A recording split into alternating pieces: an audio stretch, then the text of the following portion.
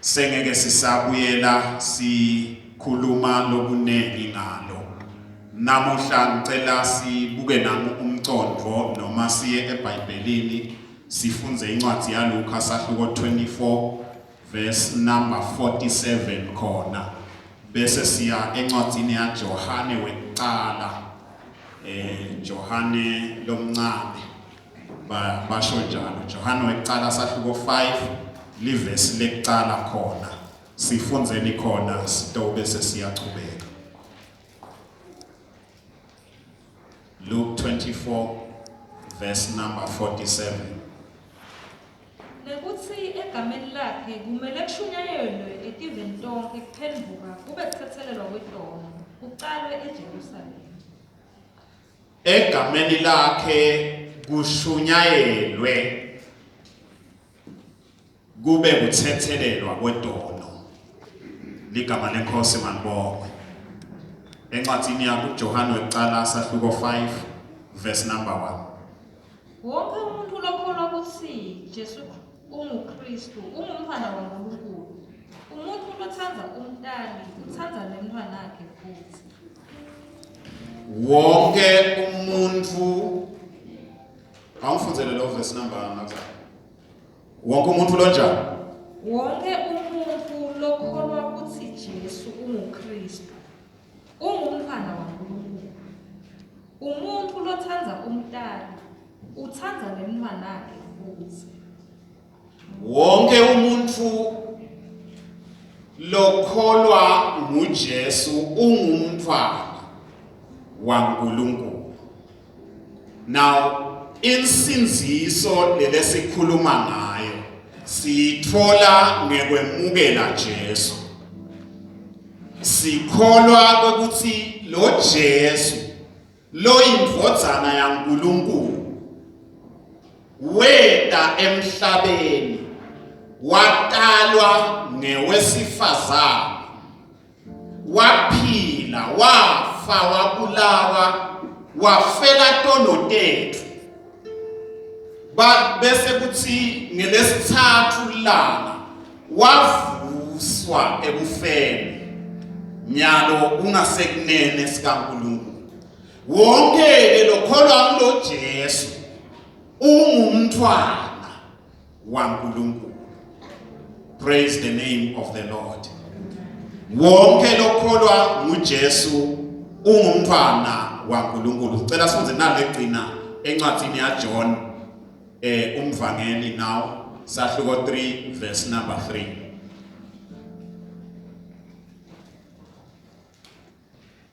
Jesu wathi kuye, ngiqinisile ngithi kuwe, ngaphandle kokuthi umuntu atalwe kabusha ngekwasezulwini, angeke ubone umbuso waNkulunkulu. Ngaphandle umuntu atalwe kabusha la sigcile khona indzaba ye regeneration yindzaba yekutalwa kabusha. Now sikuchazileke lokuthi regeneration ligama lelifaka lelihlanganiselwe ngemagama lamabili. Lelekuqala ngilo re and then lelesibili ngilo generate. When you regenerate kusho ukuthi ubuya uqalele phasi uyakhe kabusha lento. So nasikhuluma ke nge-regeneration sikhuluma ngemuntu nase efike kuNkulunkulu asakhiwa kabusha. Nikhona bazalwane? So wonke ke lokholwako wonke losinzisiwe kubita lokuthi abese sowuvumela iprocess yekwakhiwa kabusha. Kuze ufike la khona umfuta ufanana naye Jesu. Ngakho konke nangayo yonke indlela uvumela because phela kwakwenda uNkulunkulu ngemabomu akho wavumela sono wase sowuyonakala. Nyalo ke ngaJesu umuntu sowuqalelwa phasi endiwe kabusha. Nikhona bazalwane? Uthi ke Jesu nakaxoxisana na Nikodimo la. uthi manje kuNicodemus, ngiqinisile ngithi kuwe, unless noma ke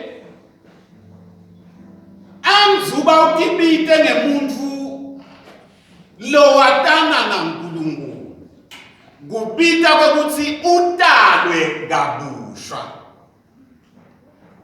Noma uthi manje Jesu nangabe noma kuze ukhone kubona ukufinyelela embusweni welizulu, kubita kwekuthi utalwe kabusha. Now ngeke siqhubekele nale nkulumo ya Jesu, but silandza lo mqondo wekutalwa kabusha. Simchazile ke regeneration sathi ufaka emagama lasihlanu esiGreek. Lekuqala mlele salisho sathi ngupalingenesia. Lesibili lelisho kutalwa, this is re, that is palin ulosho re, genesia losho kuqalela phasi, that's the genesis of things. Lokusho ukuthi umuntu kubita akuyiselwe kulo kubeka ngiko ekuqaleni. So phindze bele igama lelilo jinayo anoten lelisho to beget, phindze kube apokru losho to give birth, kube ntizo losho to create, lephindze futhi lekugcina ngilosuzipheyo lekasho to quicken or to make alive. So lamagama lawa asho ukuthi wonke umuntu lotele kabusha kwenteka letinto letibaliwe, he is quickened or he is made alive. Umuntu lotele kabusha kusho ukuthi kune creation, kune tinto lekufuna tibunje tibuyiselwe, kusho kubeleka. Because now ubeleka, you are giving birth to something new. Kusho futhi to start again. Now, namuhla ke bazalwane sichazile evikini lesiphelile. Namuhla sengifuna sibeke the necessity of regeneration. Lokutalwa kabusha kudzingeke ngani? Kudzingekile yinvele kwekuthi umuntu atalwe kabusha. Now quickly ke ngicela kusho tinto tibe tintsathu lendawuthi ntona letisidzingo sekwekuthi umuntu atalwe kabusha. Number 1, sidzingo lokwenda kube sidzingo lokuthi there is the need for regeneration lies in our natural degeneration. Ngalamanye magama sidzingo sekwekuthi utalwe kabusha ngulokuthi wena phela you have degenerated. Ngalamanye magama so lithikile awusesiko lokubo ukade ungiko. Siva ngendzaba yekutalwa esonweni kwakho awusesiyo le original uNkulunkulu beka yakhile. So kuze ubuyele ube original kuyadzingeka bekube nale regeneration. So le state se degeneration yakho, le state sekuphuma kuloku uNkulunkulu beka kwende wabangiko, kwenda lokuthi ufanele kubuyiselwa kuloku uNkulunkulu beka ngiko. Number 2, lesidzingo se regeneration silapha ekuthenini umuntu ngendzaba yesono he is wicked. Umuntu wonakele, umuntu ugcwele kukhohlakala. Thinking igama lelikahle le, wonakele ugcwele kukhohlakala, and kuzeke ubuyele ube nguloku uNkulunkulu lekakudala wabangiko, kubita the process of regeneration. Then number 3, sidzingo lesenda kuthi wakhiwe kabusha noma utalwe kabusha. Silale noma sihleli lapha ekuthenini man is unsuitable noma ke umuntu akasamfaneli uNkulunkulu. Siyevana? Angithi le kuGenesis nakatawubumba umuntu uNkulunkulu. Uthi ke umuntu asimdale asifude. Siyevana? Afanane nathi. Naw ngekungena ke kwesono kukwenda lokuthi ungasafanani naNkulunkulu, but ufanane naSathane lekungiyena akwentisa letimvo tekukhohlakala. So awusafani ngiloko kwabonwa yindvodzana phela yelahleko. Because kune revelation kule story sendvodzana yelahleko.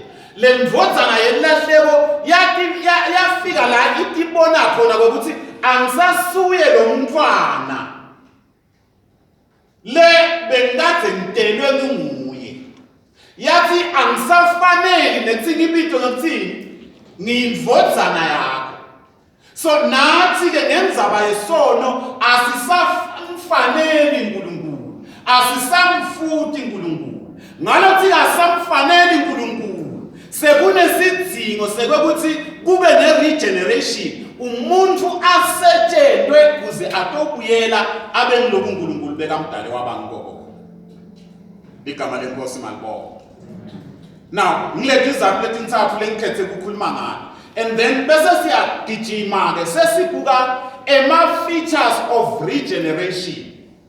Yini ke manje when we talk of features sikhuluma ngetimvo letikhona kule regeneration, timvo letikhona kulokutalwa kabusha, kule process yekutalwa kabusha kwemuntu.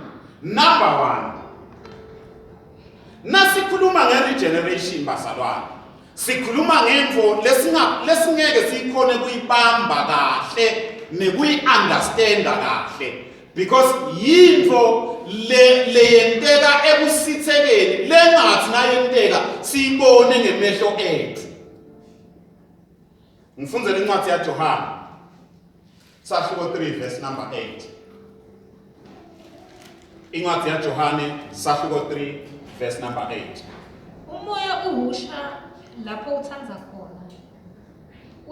Uyakuva ukuhusha kwawo, kodwa awathi lapho uphuma khona nalapho uya khona.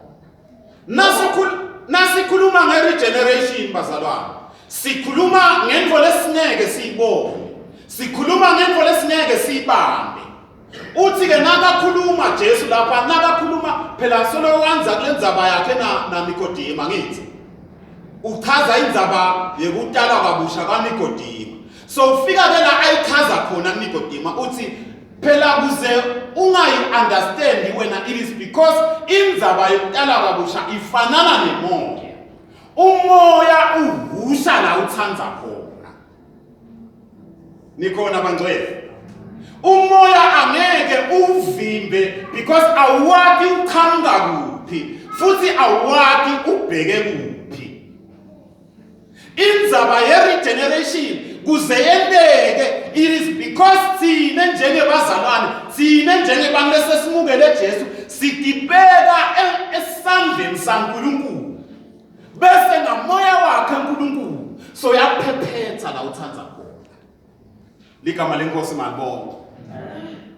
Ngalesikhathi ukuphephetha la uthanza khona kwenteka timvo empilweni yakho. Bible lithi angeke ubone ukuthi uchamuka kuphi, ngeke futhi wazi ukuthi ubheke kuphi, ngeke ubone ukuthi usuka kuphi, futhi ngeke wazi ukuthi uyophethela kuphi. Umoya uphepheza. So features nasikhuluma nge-regeneration bazalwane, sikhuluma ngento lefihlakele, ngento leyenteke kusithekeni. Number 2, features of regeneration. The new birth, it works through the instrumentality of the word of God and is then effectively applied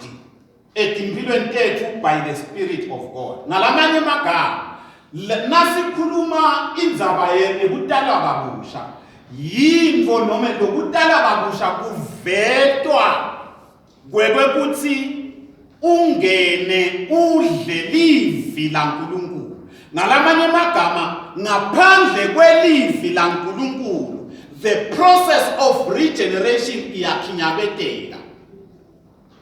Because kubita umuntu akonforme noma ente lokushiwo livi laNkulunkulu. Then the word live laNkulunkulu linemandla ke ekusunzuta tintfo empilweni yakho.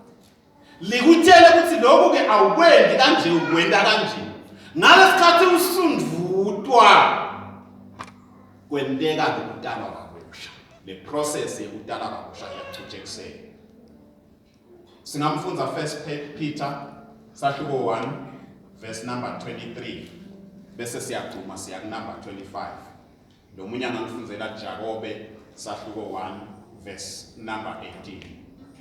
1 Peter sahluko sekuqala 23 na 28. Phela sentelo kabusha ngelivi laNkulunkulu lelingabhuli. Lalela. Sesikhuluma manje ngebantfu labanjani? Ngebantfu labasinzisiwe. Siyevana. Sesikhuluma ngebantfu lebemukele Jesu. Uthi ke umpostoli Petro lapha, nine manje senitelwe kabusha. Phinza ufunze. Phela sentelo kabusha ngelivi laNkulunkulu lelingabhuli. Nitelwe ngelivi laNkulunkulu lelingabhuli. In other words, regeneration or being born again comes through the word. And kuthiwa ke lokutalwa kabusha nitelwe ngelivi lelinjani basalwana? Lelingabhubhi. Kodwa leliphila phakathi naphakathi. Praise the name of the Lord. Sitelwe ngelivi leliphila phakathi. So kungako wonke lotelwe kabusha liBhayibheli lithi akasawungufa uyaphila kusibe phakathi. Because we are born of the word. Inzaba yekutalwa kabusha bazalwane ngaphandle kwelivi. Niwe phela amaRoma athi manje kodwa ngenteka yini ukuthi umuntu akholwe angakaliva livi. Kukholwa kuda ngekuva livi. Number 25. Kodwa livi lenkosi limile kuyawudzima ke kube phakathi. Lelivi ngilo lelo lelashunyayelwa kini. Livi lenkosi linjani bazalwane? Limile kuze kube phakathi. Ngilo lelivi lelashunyayelwa kini. Lelivi ngilo lidala kutaleka kabusha kini. So kuze kwenteke tintfo empilweni yakho mzalwane, awugcini ngekuphakamisa sandla but udzinga livi laNkulunkulu imihla ngemalanga. Siyevana yini? Ngiko phela lithi iBhayibheli lelivi lelisigeza. Ngalakanye amagama unensila wena because you are a product of sin. Uvela esonweni wena. So imihla ngemalanga nawufunza ke livi laNkulunkulu kufanana nemuntu athatha insipho ageza. Kuze utokhona kufanana naNkulunkulu, utowusuka lensila, you apply the word of God. Nikhona bazalwane. You apply the word of God. James 1:18. Ngekwentsandvo yaNkulunkulu. Lalela. You're being born again. Akusiyo intsandvo yakho. But yintsandvo yaNkulunkulu. Ngokwentsandvo yakhe uNkulunkulu wasitala ngelivi. Praise the name of the Lord. Bazalwane limqoka livi laNkulunkulu. Without the word ngabe solo sibushetona nte. So wasitala ngelivi lakhe. Khona sikabuka ngemantululo atotonke tidaba takhe. Hey, babelo. In other words, unenjongo yekuthi utale kabusha wena. Number 1 lithi injongo yakhe khona sitoba matibulo. Lalela ngutshela. Mhlambe ngekutalwa ekhaya kini. uma kwakho nabakwakho bongaba sekugcineni but nayo imfihlakalo wadalwa ngokwelivi laNkulunkulu uba idlalifa ligama lenkosi makho wadalwa ngelivi laNkulunkulu uba idlalifa because uba litibulo. In other words, don't get it. Nalalelane bazalwane. Nakukhulunywa ngelitibulo. Kukhulunywa ngemuntu. Le tonke tinto letikhona lapha. Tibuka nguye. Sifana. So kuthiwa ke manje ngekutalwa ke ngalelivi sendiwa sibe ngematibulo. In other words, tinto kufuneka kube ngithi lesidetector ukuthi atenteke kanjani. Because singematibulo. Bosucethile mosman. Praise the name of the Lord. Injongo yetalwa kabusha kuthi sibe ngematibulo. Kwesithathu lesitawuthi kuyi-feature yale regeneration ngulokuthi kufuna si-understand ukuthi nasikhuluma ngekutalwa kabusha ngekwakhiwa kabusha bazalwane ngumsebenzi waNkulunkulu udepende entirely kuNkulunkulu. La sibuya khona sifike safunza khona lithi uNkulunkulu wasitala ngelivi lakhe. So it's number 3.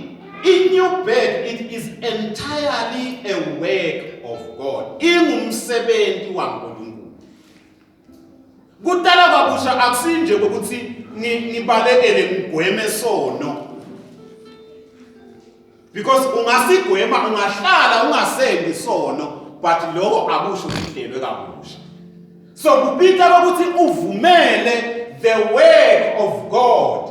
Uthathe indzawo empilweni yakho. We contribute nothing. Kude lesikufaka lesikwendako ukuze uthi uNkulunkulu awende lo msebenzi.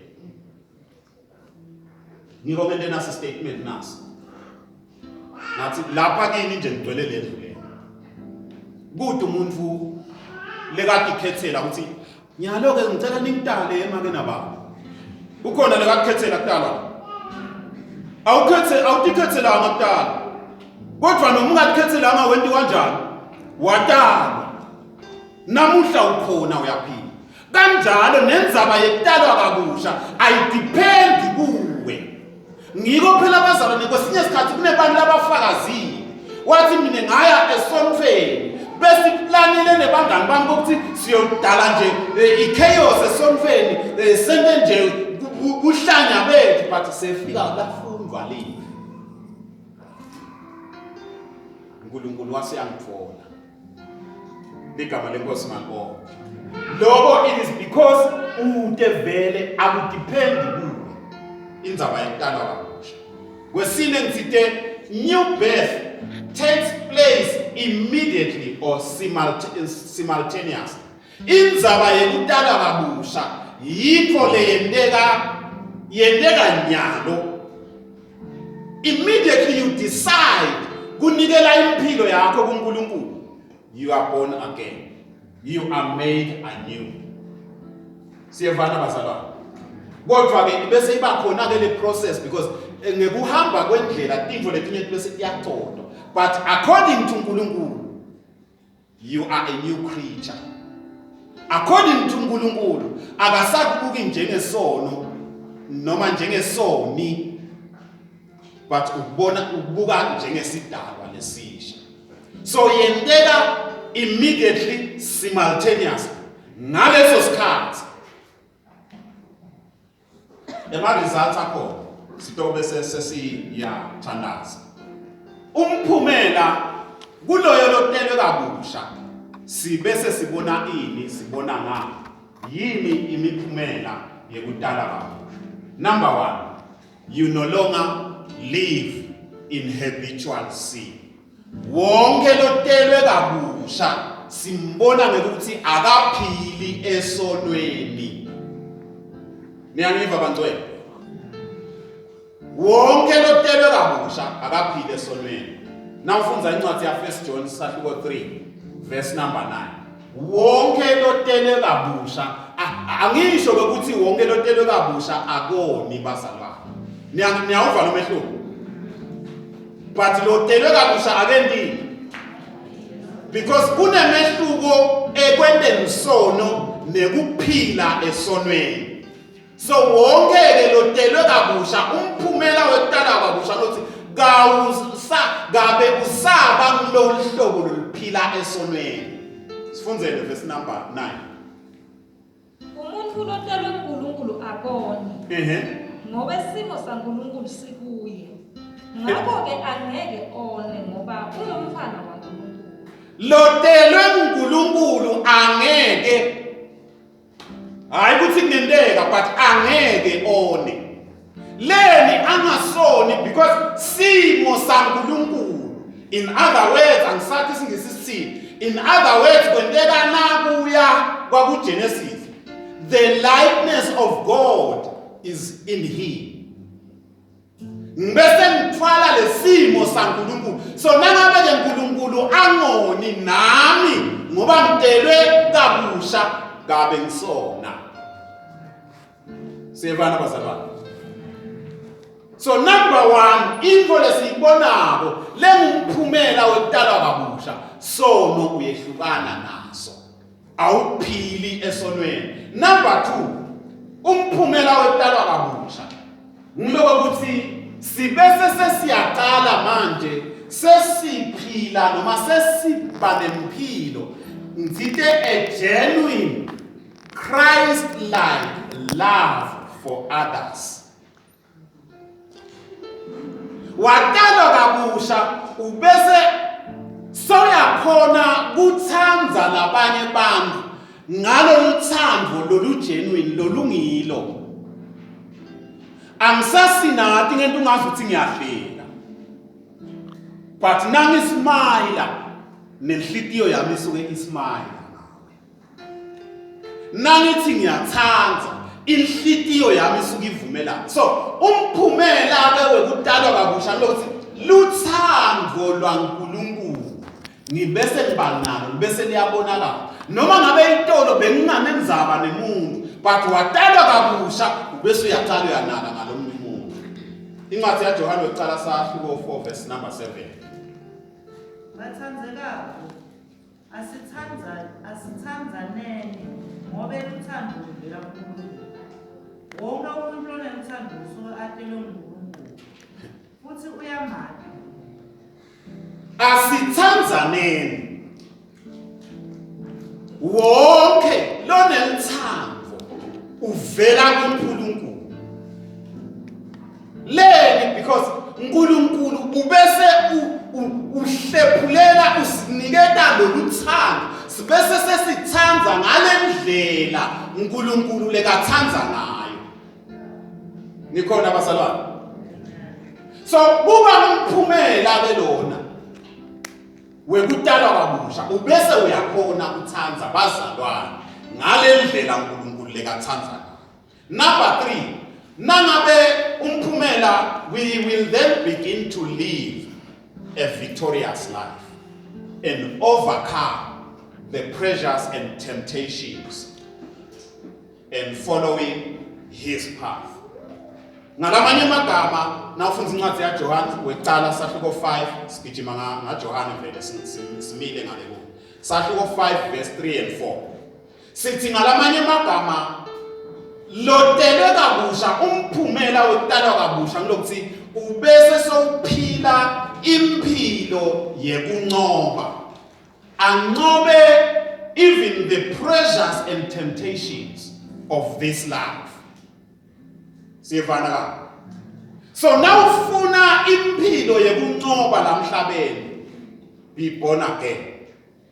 1 John 5:3 and 4.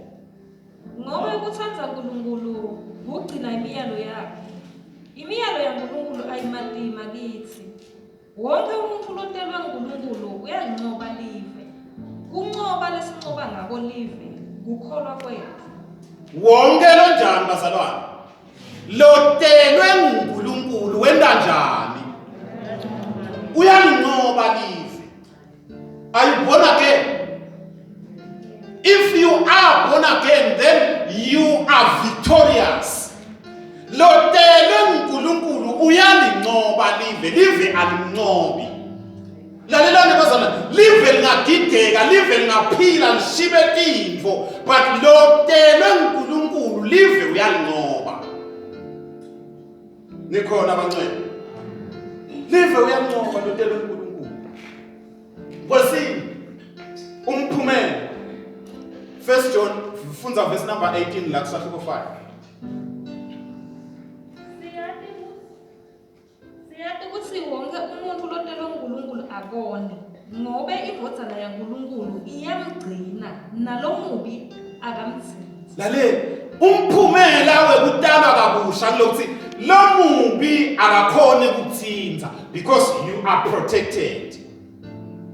Lotele uNkulunkulu lomubi asifunzele bethu abakaliva abazalwane.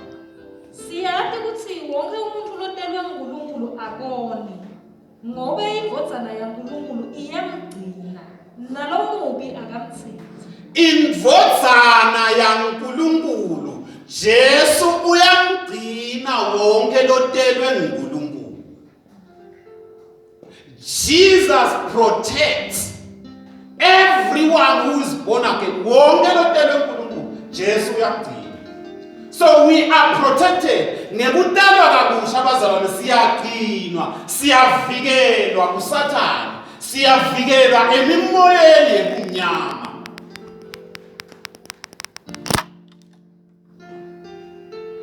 Ngabe kuhlushwa amadimoni, kuhlushwa imimoya. I invite you, make up your mind, because masinyane uyabuya yena. Asengakabuyi, siyagcinwa, siyavikeleka. Bonke labakholwa kuNkulunkulu. Praise the name of the Lord. Anyone who is born of God does not continue to sin. Jesus keeps him safe, and the evil one cannot harm him. Yiko besihlabelele itolo sathi izozihlalela ngaphansi kwegazi, izozihlalela ngaphansi kwegazi, izozihlalela ngaphansi kwegazi, angeke uSathane ngishulise. Ngalesikhathi sihleli la kuNkulunkulu, sihleli evini lakhe, asesabi ukuthi kwenteka ini emaceleni ethu, because siyazi ukuthi lotelwe uNkulunkulu uyamgcina, and the evil cannot harm you. Praise the name of the Lord. Lomubi angeke akwende lutho nawutawuhlala evini laNkulunkulu, nawutawutinikela kuye and be born again. Mhlawumbe sengeke sisefika la sitawubuka khona ema-effects of regeneration, kwekuthi athi ngicela sifike ni ekugcineni sithandaze. Thank you, Lord Jesus. Thank you, Jesus. We give you praise.